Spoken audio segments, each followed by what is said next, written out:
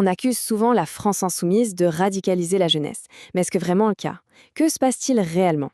On va décortiquer ensemble une analyse qui cherche à expliquer la stratégie du parti, notamment auprès des plus jeunes. Alors, voilà le programme. On va commencer par voir pourquoi la jeunesse est considérée comme un terreau fertile. Ensuite, on s'intéressera à la stratégie de conquête des universités, puis à l'émergence d'une politique qu'on qualifie d'hybride. On abordera le fameux tournant communautariste et on terminera avec les prédictions sur ce que LFI pourrait devenir. La question centrale, celle qui revient tout le temps, c'est bien celle-là. LFI radicalise-t-elle la jeunesse? Eh bien, l'analyse qu'on explore aujourd'hui suggère que la réponse n'est pas si simple. En fait, l'idée de départ de cette analyse, c'est que LFI n'a pas créé cette radicalité de toute pièce. Non, le parti aurait plutôt flairé une opportunité. Il aurait capitalisé sur une tendance de fond, un mouvement qui existait déjà bien avant chez les jeunes. Alors, première étape, de quoi parle-t-on quand on dit terreau fertile? Quelles sont ces conditions préexistantes qui, selon cette analyse, auraient permis à la stratégie de LFI de fonctionner si bien? Au cours des 10 dernières années, il y a eu des changements profonds. Par exemple, sur l'écologie.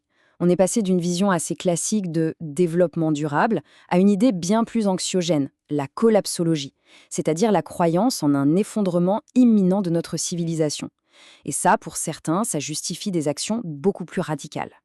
Et tenez, un chiffre pour illustrer ça, 40%. C'est, d'après un sondage de 2024, la part des jeunes salariés qui considèrent qu'il est acceptable de refuser de servir un client pour des raisons religieuses. C'est un chiffre qui montre bien qu'il y a eu un vrai basculement dans les mentalités. Bon, maintenant qu'on a ce contexte en tête, comment est-ce que LFI a fait pour transformer ce climat d'opinion en une véritable force politique? L'analyse se penche d'abord sur un terrain de jeu stratégique, les universités. Et là, c'est une histoire purement tactique. Pour faire simple, en 2017, LFI se sent trahi par le principal syndicat étudiant de l'époque, l'UNEF. La riposte, elle est simple, soutenir la création d'un syndicat concurrent, l'Union étudiante, pour bâtir sa propre base de pouvoir sur les campus et ne plus dépendre de personne. Mais cette conquête des facs, en réalité, c'est juste la partie visible de l'iceberg. Ça s'inscrit dans un changement beaucoup plus profond, la fusion, le mélange entre la politique traditionnelle, celle des élections, et l'activisme de terrain. Le grand tournant d'après l'analyse, c'est 2021. LFI crée le Parlement de l'Union populaire.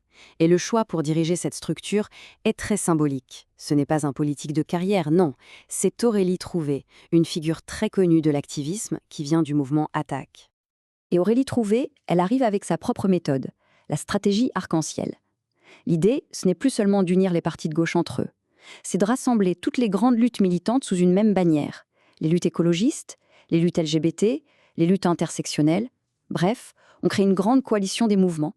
La conséquence directe, c'est que plein de militants rejoignent LFI. Et ils ne viennent pas les mains vides, ils importent leur culture, leur méthode d'action directe, et ça va jusque dans l'hémicycle de l'Assemblée nationale, où ça introduit des pratiques que l'analyse qualifie de bordélisation. En parallèle de ce changement de structure, il y a un autre virage, cette fois-ci idéologique. Un pivot que la source décrit comme le virage communautariste. D'où vient cette idée? Eh bien, l'analyse l'a fait remonter à une théorie trotskiste britannique des années 90.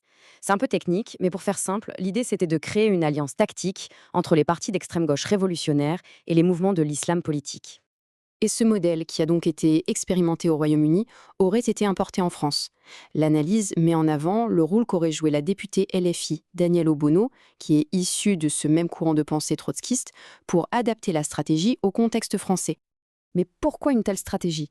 La réponse, elle est peut-être dans ce chiffre, 400 000.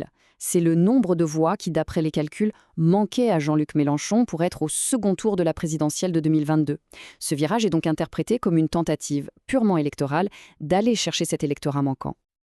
Ok, on a vu le contexte, la stratégie, mais où est-ce que tout ça nous mène? C'est l'objet de la dernière partie de l'analyse qui se projette sur l'avenir de la France insoumise. Et là, il y a une sorte de paradoxe. C'est que LFI serait aujourd'hui dépassé par sa propre création. L'écosystème de militants que le parti a contribué à faire grandir serait devenu encore plus radical que lui, au point d'inviter des penseurs qui prônent des actions beaucoup plus directes que les figures historiques du parti. Et ça se voit dans l'escalade des tactiques. Pour certains de ces militants, le chemin est logique. On commence par la désobéissance civile, puis on passe à l'action directe, et enfin, l'étape ultime, c'est le sabotage. L'analyse se termine donc sur une prédiction assez forte. LFI pourrait évoluer vers une sorte de structure à deux visages.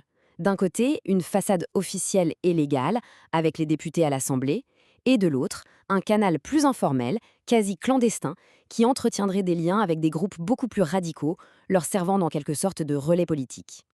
Et ça nous laisse avec la question finale, peut-être la plus importante: quel est l'avenir pour une force politique qui brouille à ce point la frontière entre le bulletin de vote et l'action de rue ?